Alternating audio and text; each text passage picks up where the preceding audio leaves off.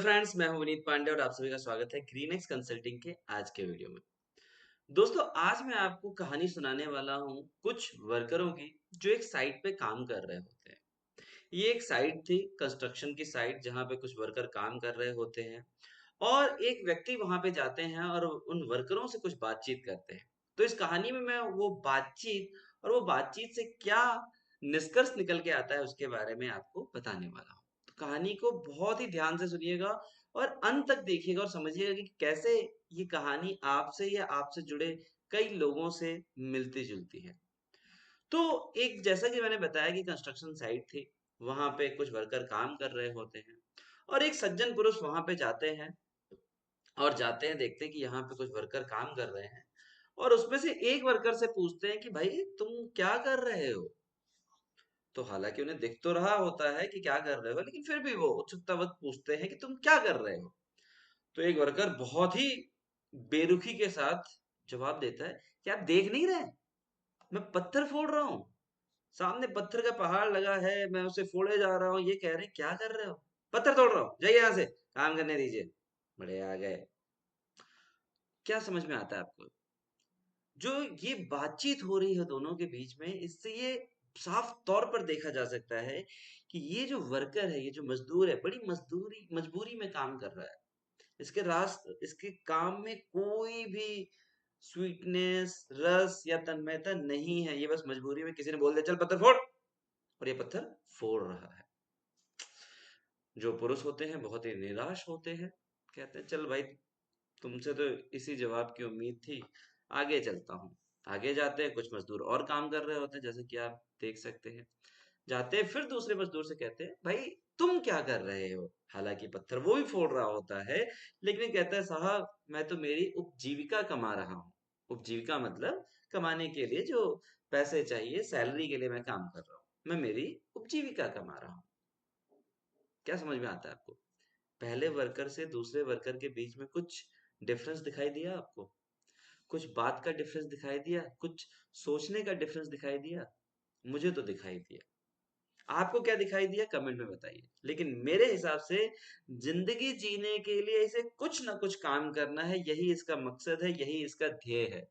इसको यही समझ में आता है कि भाई अगर मुझे अपनी सैलरी कमानी है, मुझे अपने परिवार का भरण पोषण करना है, मुझे उनका पेट पालना है, मुझे अपने बच्चों की पढ़ाई लिखाई पे ध्यान देना है, उनको अच्छा भोजन देना है, तो मुझे कुछ काम करना होगा जिससे मुझे पैसे मिलेंगे और मैं उनका जो डिमांड है, उनकी जो डिमांड है, उनका जो ज़रूरतें हैं, वो मैं पूरी कर सकता हूँ। तो ये पहले वर्कर से थोड़ा इसकी सोच अलग है। ये मजबूरी में काम नहीं कर रहा है। ये अपनी सहमति के साथ, अपनी कुछ इच्छाओं के साथ काम कर रहा है। थोड़ा-सा सज्जन पुरुष खुश होते हैं कि चलो इसकी सोच थोड़ी-सी अलग है। फिर वो जाते हैं तीसरे वर्कर के पास और तीसरे वर्कर के पास जाके फिर से वही सवाल करते हैं, भाई तुम क्या कर रहे हो? What are you doing? तो वो वर्कर उन दोनों ही वर्करों से अलग होता है, उन दोनों ही मजदूरों से अलग होता है और कहता है साहब मैं एक सुंदर स्मारक बना रहा हूँ। क्या समझ में आया आपको? पहले वर्कर का काम भी यही था, दूसरे वर्कर का काम भी यही था और तीसरे वर्कर का काम भी यही था। लेकिन तीसरे वर्कर का जो जवाब था, वो उसको स्तब्ध कर देता है कि अरे भाई, मैं एक सुंदर स्मारक बना रहा हूँ। सुंदर स्मारक बनाने के लिए मुझे पत्थर फोड़ना पड़ेगा, मुझे सैलरी मिलेगी, मैं अपने बच्चों का भरण पोषण करूंगा, मैं उनकी जरूरतों को पूरा करूंगा, लेकिन मेरा इस इमारत के साथ एक लगाव जुड़ जाएगा। आज के बाद इस इमारत के आसपास से मैं गुजरूंगा या मेरे जानने वाले गुजरेंगे तो मैं बोलूंगा देखो, ये स्मारक में मैंने काम किया था, ये स्मारक मेरे हाथ द्वारा बनाया गया है। कहने का तात्पर्य ये है कि इसे अपने काम का अभिमान है और इस कारण इसके काम करने का जो दर्जा है वो बहुत ऊंचा हो जाता है। उस पहले मजदूर से तो बहुत ही ऊंचा हो जाता है, दूसरे मजदूर से भी ऊंचा हो जाता है।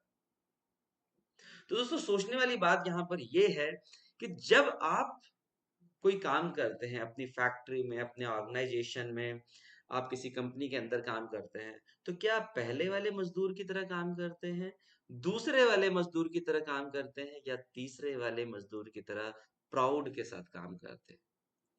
तो दोस्तों, अगर आप काम करते हैं या आप कंपनी के मालिक हैं और आप काम करवाते हैं, तो आपको ये देखना बहुत ज़रूरी है कि आपके वर्कर पहले मज़दूर की तरह ना हों, दूसरे मज़दूर की तरह हों तो चल जाएगा और तीसरे मज़दूर की तरह होंगे तो बहुत ही खुशनुमा माहौल होगा फैक्ट्री के अंदर। क्योंकि आपको ये समझना है काम तो आप कर ही रहे हैं, आप अगर मजबूरी में काम करोगे और या खुश होके काम करोगे, दोनों का फ़र्क डिफरेंस होगा। एक काम को आप स्ट्रेस लेके कर रहे हैं और एक काम को आप खुशी-खुशी कर रहे हैं, अपने को अटैच करके कर रहे हैं, उसका रिज़ल्ट आपको दूसरा ही मिलेगा। तो दोस्तों ग्रीनएक्स कंसल्टिंग को सब्सक्राइब करना नहीं भूलिएगा, वीडियो को शेयर ज़रूर करिएगा अपने दोस्तों के साथ, अपने कलीग्स के साथ और चैनल पे बने रहिएगा। फिर मैं आऊँगा किसी नए टॉपिक, नए वीडियो के साथ। Good day, good bye.